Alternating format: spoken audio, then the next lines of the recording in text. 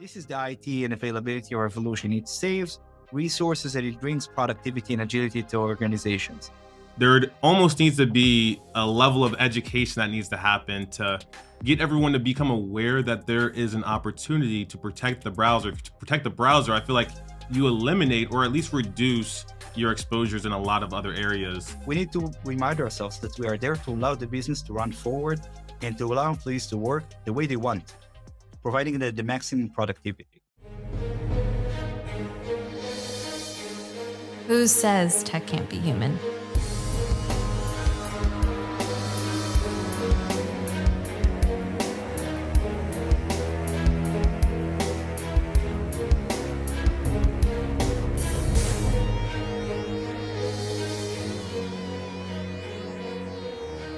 What is going on, Hacker Valley fam? Welcome back to the show. This is the first live stream of the year. Happy New Year. Hope everyone had a great holiday break. We are back. I'm so glad to be back, kicking this thing back off. We're going to be speaking about browsers. There's a lot of questions that I have for browsers. I use it every day, and in fact, about 70% of people in the world use browsers. The real question, though, is what are you doing for browser security? And better yet, do you even know what can be done for browser security? I believe everyone that is here today wants to protect their browser, but they also don't want to feel like they have parental controls on their device. So I'm here to tell you that there is a middle ground that you can add to your wish list. And browser risk is often an untold story, but we are going to tell that story today. And to help tell the story, I have a great guest. Our guest this live stream and episode is Or Ashed.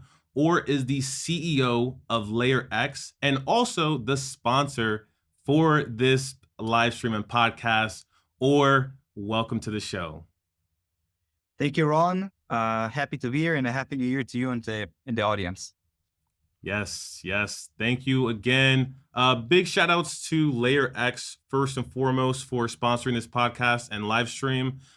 This is the best way to support our show, our platform, is by just being here on this session, learning a little bit about Or and LayerX, but also being sure that you check out LayerX during or at the end of the live stream. It would mean the world to us. But we got to start by talking about LayerX. There's a lot of companies that emerge in cybersecurity. There's a lot of money going around in the VC space for good reason, because we got problems and we need to protect ourselves and our data and our companies. Or give us a little bit of the story about the origin of LayerX and how you found the company. I started my career in web security during my military service. So like many Israeli entrepreneurs, I come from a military intelligence background, and I had an expertise to web security. And at the time, and we're talking about different years, like it's pre, like the 2017 Eternal Blue breach and before the cloud and everything. We had malware and we have like web security and things that move over the web and different kinds of risks. And at the time, it kind of bugged me that the solutions to address what employees are doing online or users are doing online is something on inline, some sort of an appliance, a firewall, a proxy, a CASB or what's not. It felt like, is this the best we can do? It's like, is this really the best we can do, to protect and understand what employees are doing online? Today, most employees cannot work without the browser. 90% of the work is happening in the browser. Today, some organizations are using Excel and Word in the browser. And for some organizations, like I can name a few, they're using only browsers today. 25 or 27% of devices in the US are Chromebooks.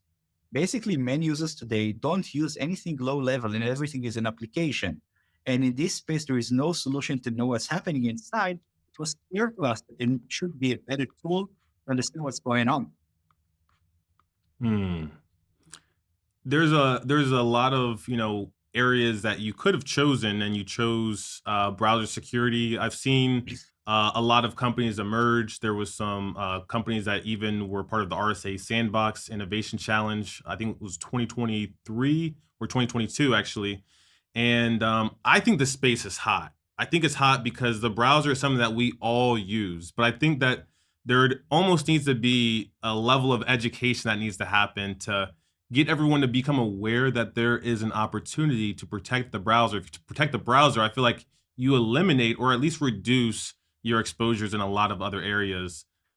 When you look at the opportunities, there's some that, companies that have decided to do browser isolation.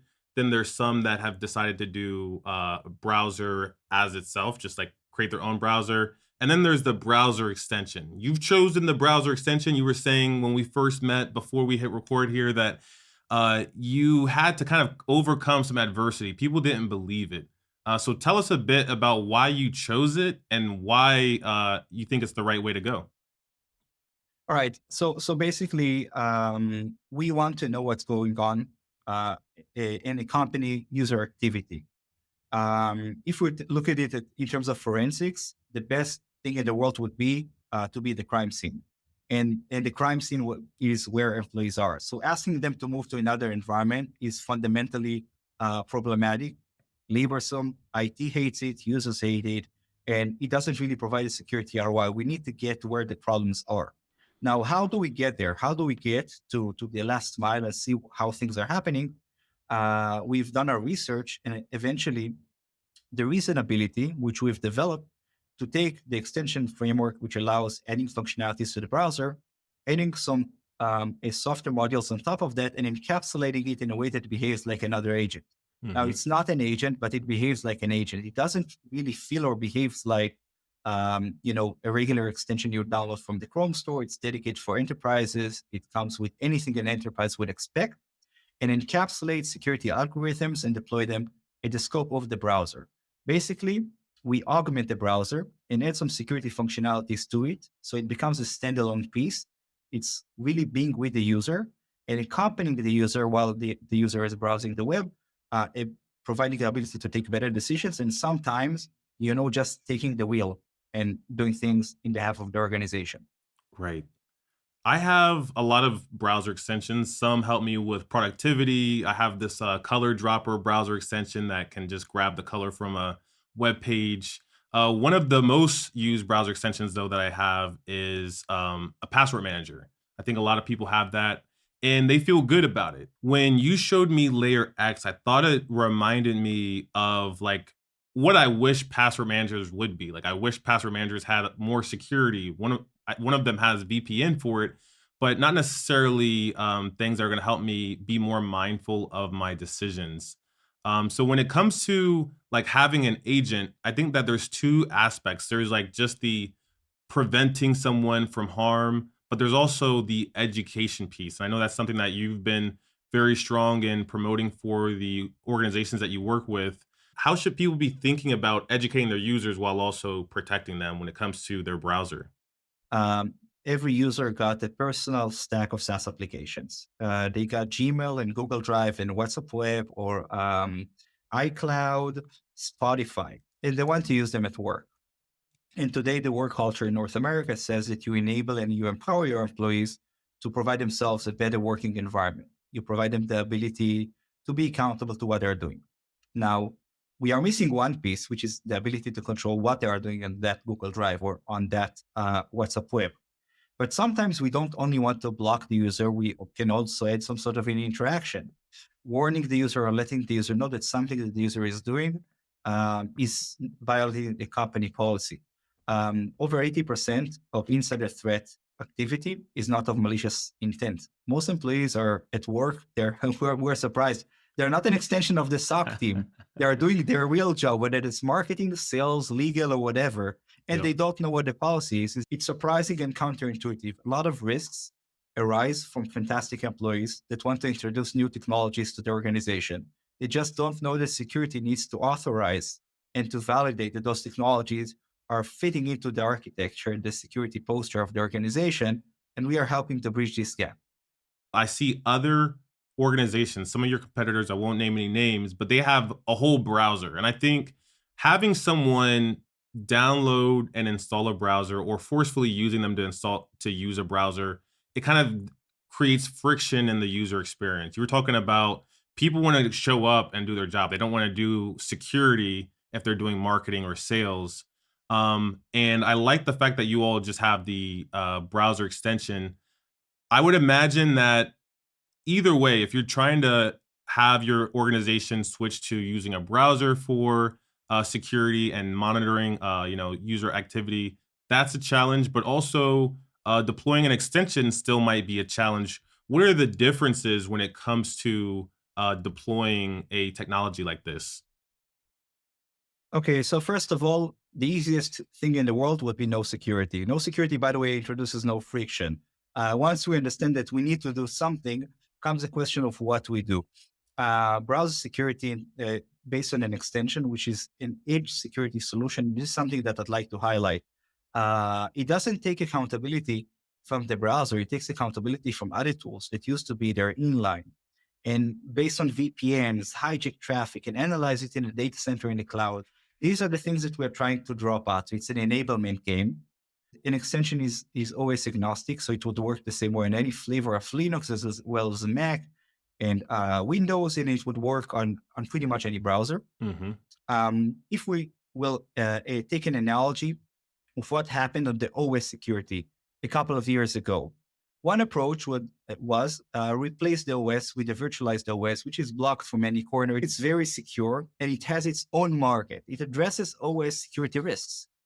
The vast majority of the market went for another approach, which is securing the OS using endpoint protection tools, Hmm. Windows Defender, CrowdStrike, SentinelOne.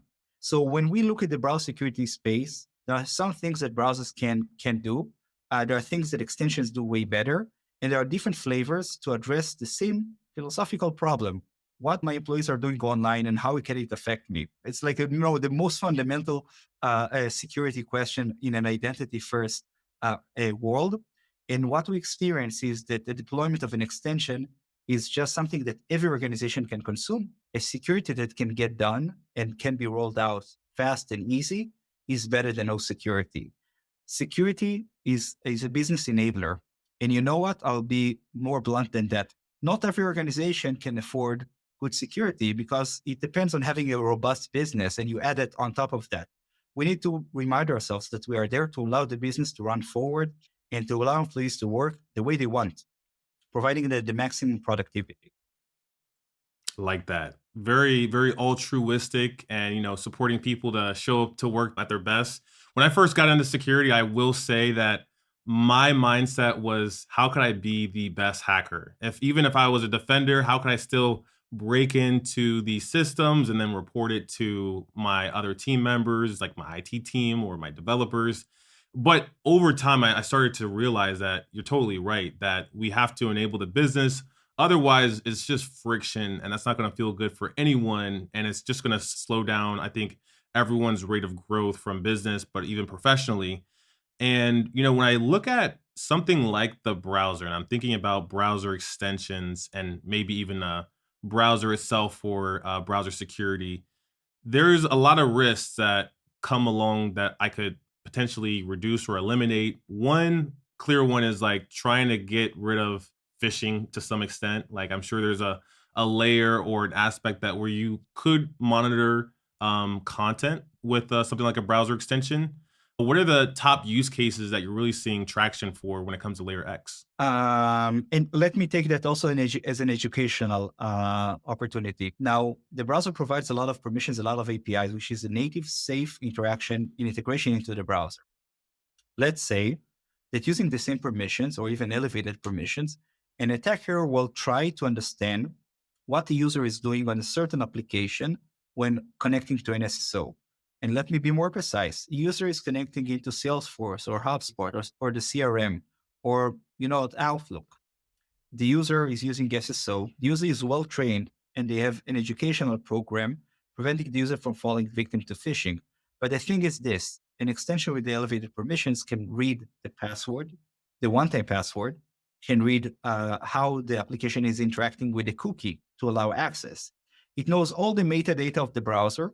It can replicate and duplicate all the interaction that involves the authentication to an SSO protected application across all the different SaaS of that user. So a malicious browser extension, if I'll paraphrase that in a non-technical world, is account takeover and man in the middle on steroids. It can read everything that the user is doing in the browser And if this is something that shouldn't exist in your organization, you should definitely go and check what kind of extensions are installed in your organization to bring a little bit more, a spice into the discussion. When users are signing into a personal Chrome profile or Edge profile, it will fetch extensions from other devices without the organization knowing. So a question that comes up on InfoSec quite a lot is how did this get here? Mm-hmm. It's because of the syncing and the identity-centric approach. And another thing, and I'll stop with that. When Google finds out a malicious extension on the Chrome store, it removes it from the Chrome store. What it doesn't do is telling you that you got infected browsers in your organization, and it doesn't even uninstall them. It's just the way it works. Yeah. So organizations actually find extensions that were found to be validated malware, and they don't have any way of knowing that it's there. So it's not, like a niche risk that happens 1 in a million. It's something that's very common. It's really hard to investigate, but from within the browser point of view, it's something that's becoming really easy to solve. So that's, you asked what are the use cases come up a lot. This is a bestseller. I wanted to jump in for a second to share a bit more detail about our sponsor, LayerX. If you work in cybersecurity, you know that monitoring, analyzing, and protecting against web-borne threats is a big challenge. LayerX, the browser security platform, was purpose-built to help you with this challenge. LayerX is delivered as an enterprise browser extension and can be integrated with any browser, transforming it into the most secure and manageable workspace while maintaining a positive experience for your organization. You may ask, what's it like to work with LayerX? Upon deployment, you can expect to gain immediate protection against the risks and threats that either target your browser directly or attempt to use it as a bridge to your organization's devices, apps, and data. Some of the main capabilities that LayerX offers are generative AI DLP, protection against risky browser extensions, SaaS and web DLP, and most importantly, safe browsing so your team can stay productive and collaborative. The best way to support the podcast is by checking out our hand-selected sponsors like LayerX. If you're ready to turn your browser into the most secured workspace, visit layerxsecurity.com to learn more and tell them Hacker Valley sent you. Thank you, LayerX, for sponsoring this episode. When you look at something like DLP and the fact that there's a new SaaS app every 5 minutes, how do you approach that from, LayerX's perspective for web DLP? How do y'all, there are things like Google Drive and ChatGPT that we're obviously going to monitor, but how do you proactively stay ahead of the newer apps? So I have 2 answers for that. One of them, LayerX in like 80-90% of its capabilities is app agnostic. So it will support any future application in terms of uploads, downloads, data interactions, typing, any user interaction. And then there are some things that are unique. On Google Drive, all directories have the same host name, which, I come from network securities, a network security, if everything got the same host name, for me, it's denial of service in my mind. Like if everything has the same address, it's like everyone is John Doe. Now, like where is Waldo? It's impossible to address that. So browser security solves that in 2 ways. First of all, it's application agnostic. You get a lot of capabilities out of the box. Second, in non-technical words, whatever the user can see, the extension can see from the edge. So if the applications tell you, hey, Ron, now you're connected to LayerX's Google Drive, it's really, really easy for an extension to parse that. Whereas for the inline network security tool or an EDR, it's impossible. It's not hard, it's impossible. So we are able to get the context. And the short answer is if a user can understand what's going on, the extension can also understand what's going on. Right. Yeah, that's a good point. It's all about having access to the information. And like you're saying with EDR, you have access to the data, the packets, but it's all encrypted. You can't see if this is for my Gmail or my Hacker Valley G Suite account. You can only see that as for Google Drive.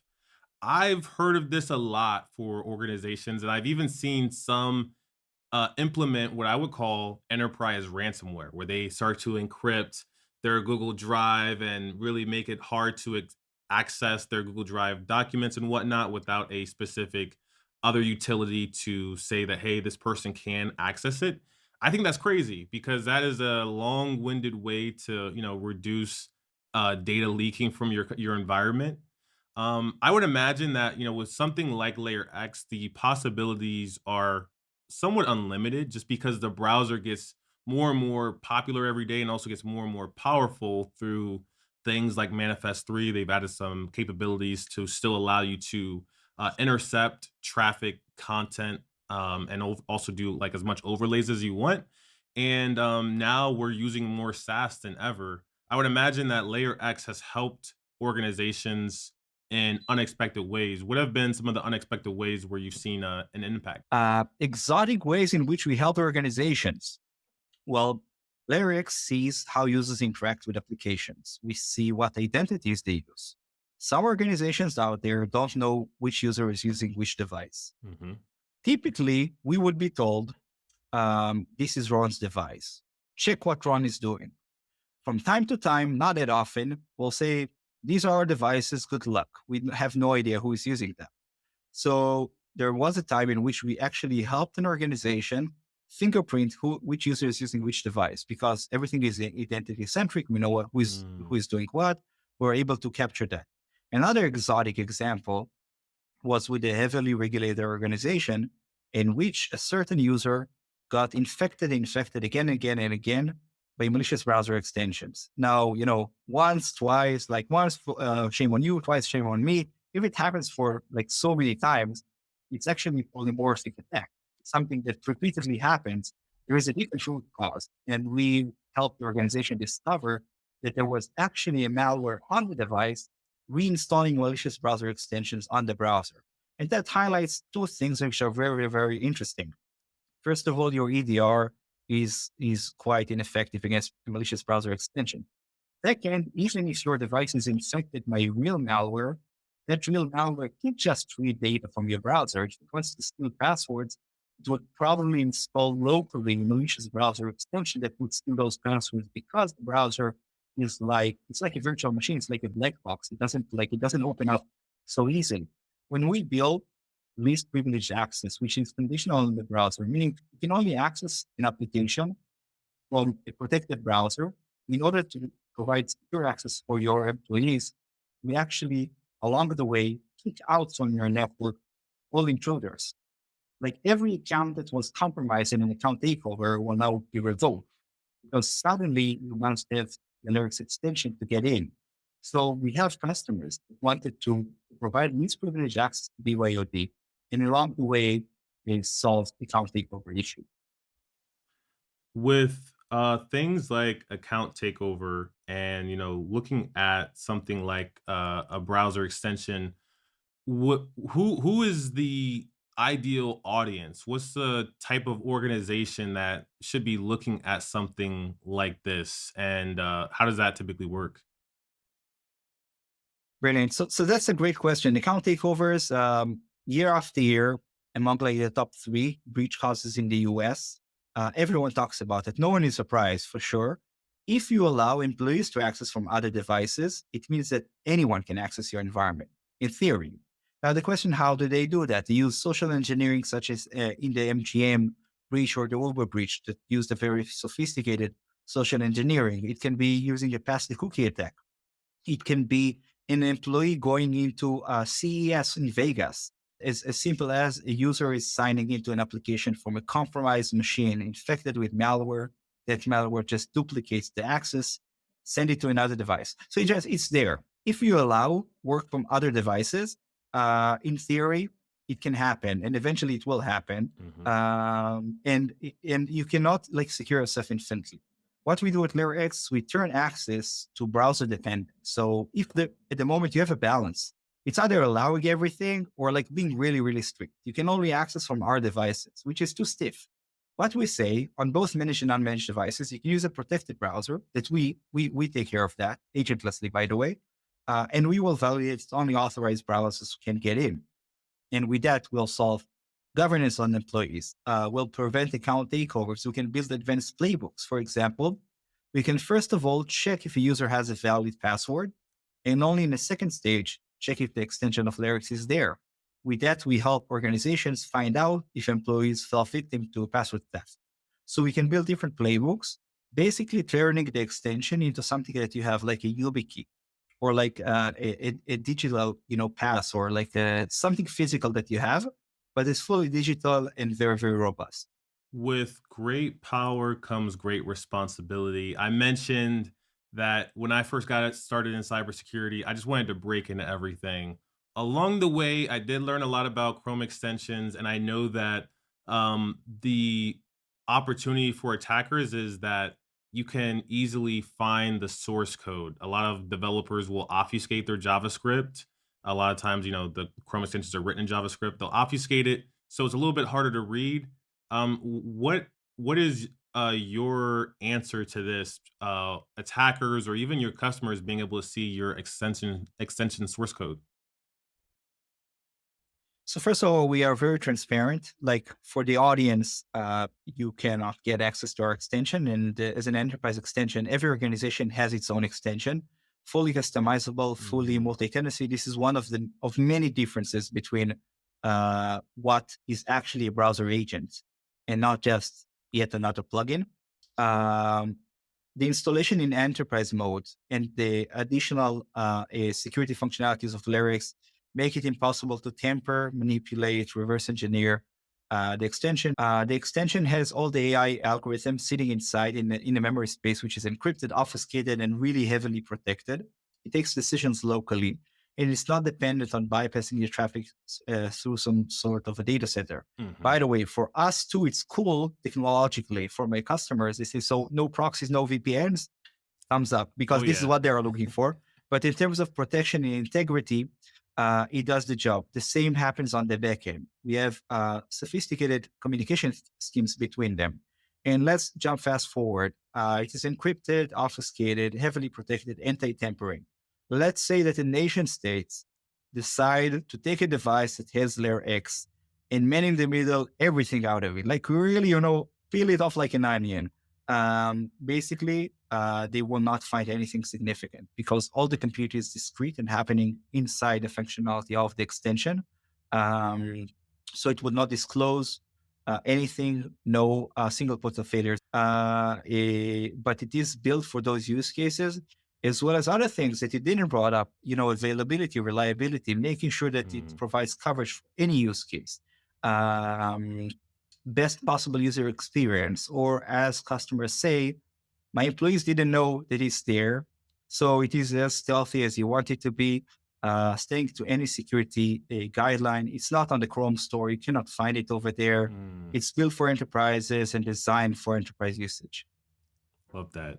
Love that. If you look at tools like ChatGPT, if you look at tools like next gen security tools that are more integrated with your team, it's almost like they're co-pilots.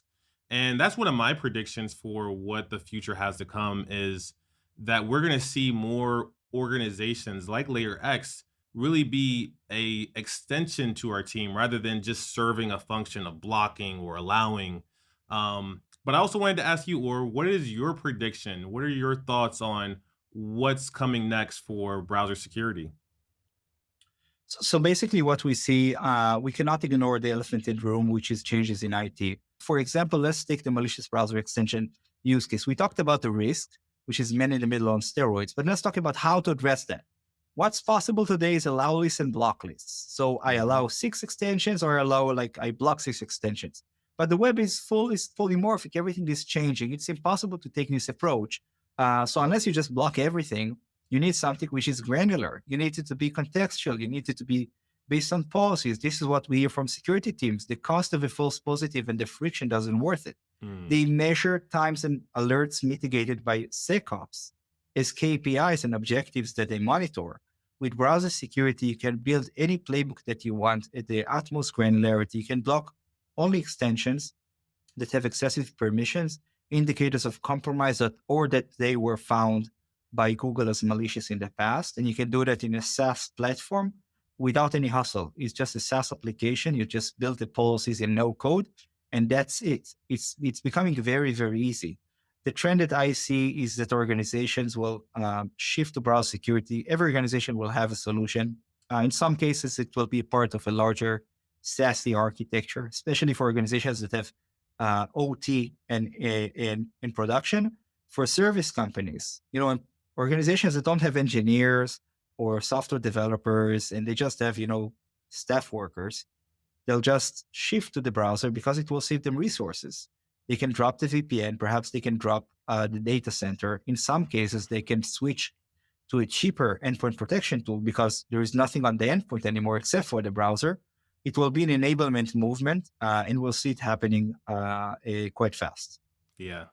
I already see some shift in thinking, and I think that part of security has really focused on things like attack surface management, which is very important because you want to make sure that those SaaS applications that you're onboarding at breakneck speed are configured properly. But on the other hand, there's the usage and the data. We put data within our environment, so I think it's only natural that you get closer to protecting that data before it ends up in your SaaS platform. And that's one of the things I liked about the DLP use cases that you brought up as well. For anyone that is tuning in during this live stream or even while they're watching the recording, how would they know if they are the right fit to be a Layer X customer? So, if you have browsers, then that's a good start, but that qualifies like if you drink water, then you should be a Layer X customer. Everyone is there. Look, the value is present for everyone. It can be for mature organizations that use browser security on top. It can be for basic organizations. Let's talk about urgency. Urgency is important. And the number one urgency item that we see is balancing user experience and security. Let's recap to the ChatGPT use case. Fantastic technology with unknown volume of risks. So in generative AI, everything is stored on the same backend. You don't really know what's there. You are already violating policies that haven't been written yet.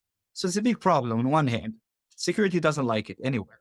On the other hand, R&D loves it. Legal loves it. Sales and marketing loves it. So today, what you have, you can make only one party happy. You can bring it into the organization and have generative AI, and security is really unhappy.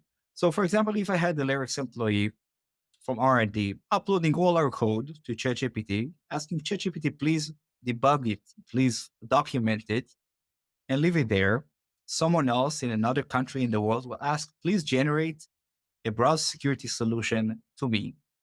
And generative AI is naive. It will just bring my code and let it give it to someone else. There is no restriction, no multi-tenancy. So it doesn't satisfy security. On the other hand, if we block it, organizations that won't have AI and automation capabilities will be left behind, and R&D knows that. So we need to find a balance, and this balance is the number one qualification to whether you should use browser security. I love the fact that y'all are paving the way and really pioneering a new standard, getting away from just doing the browser thing and doing something that can benefit anyone depending on whatever technology and solutions that they like to use. For someone that doesn't have Layer X yet, what is that one thing that they could do to be just a little bit better at browser security today? Every notable breach in the last 2 years, or nearly every notable breach, had an access item that goes through browsers, whether the social engineering, phishing, account takeover, and what's not. This is supply chain. You would check the SaaS application that works with HR, and you'll validate they're SOC 2 Type 2 compliant, and you probably don't know which browsers are installed in your environment. And the fact that it's Chromium-based doesn't mean everything. You need to check what's there, who manufactured that. That's one. Second thing, browser versions, patching. It's a crime when you don't take care of the small things. So just to share with our audience, when a website and the browser communicate, they provide handshakes. One of the handshakes is like, hey, I'm Chrome this and that version. When Chrome says I'm this and that version, it's like shouting, hey, these are the vulnerabilities I'm vulnerable to. And by the way, those from half a year ago, you already got the exploit in the wild. You can just copy paste it from Metasploit. And that's a crime. Not taking care of the small things, that's a crime. Making sure that browsers are rebooted once a month at least, and the vulnerability management is happening, and making sure that employees are knowing that if they introduce extensions that shouldn't be there, they'll be accountable because it can lead to the the next big breach. Very sound. I mean, just that little simple thing of checking the versions, that goes a long way. And yeah, if you have that little pop-up at the top right of your browser, because this is streaming to a browser, make sure you update it right after this. And also check out our amazing sponsor, LayerX. You can learn more about LayerX by visiting layerxsecurity.com. It is the best way to support the podcast and Hacker Valley Media. If you check out LayerX, be sure to book a demo and tell them Hacker Valley sent you. Or thank you so much from the bottom of our hearts for taking the time to speak with me on this live stream, speak with our audience, and also support Hacker Valley Media. We're rooting for you. We're wishing you the best. I hope everybody gets a chance to check out LayerX. And with that, we will see everyone next time.